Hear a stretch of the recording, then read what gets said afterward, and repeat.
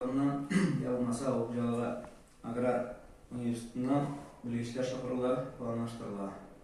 Buna bizning жылы texnikumuzdan iyisi var, farklı texnikaları var. Kullandırıldı. Ondan şirketlerden şirkete kalıp gelgen bizning elektrotexnika hem hidravlika sorularına basım yasası bağlayalım. Üzülüşte Okçalığa texnikalarına 2% subsidiya veriu qaralğan degan ma'lumot chiqdi. Şunun bo'yicha siz Avul xo'jaligi ministrligi bilan birlashgan edingiz, ochiqda qisqartirib ketsangiz edi. Avul xo'jaligi ministrligining texnikani yang'artuga subsidiya beruvi oncha ibat boshqarilib keldi. Ya'ni boshqa bu bo'ldi bizning 50%, ya'ni olgan texnikaning summasining 50% qaytarildi. Sonundan endi 60-40 programmasi 40% subsidiyalandi. Şöyle leasing alan texnikaların prosentli stavkalarda şöyle ko'tarildi bitinde.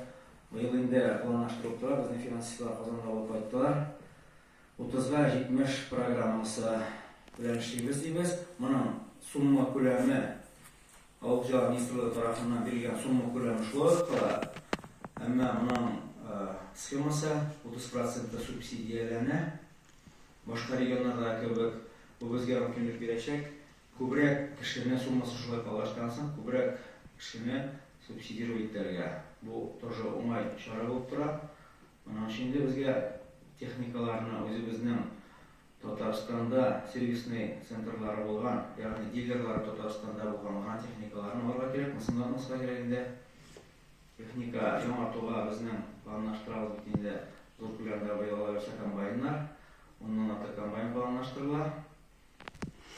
Traktorlar parkı, zor enerji nasışını traktorlar aylanıp para bittiğinde bizning hali bugungi kunda da 73 bilan ishlagan xo'jaliklar bor. Shunga o xo'jaliklarga da hali to'g'risincha o'zining texnikalarini yang'artirishga mumkinlik bor.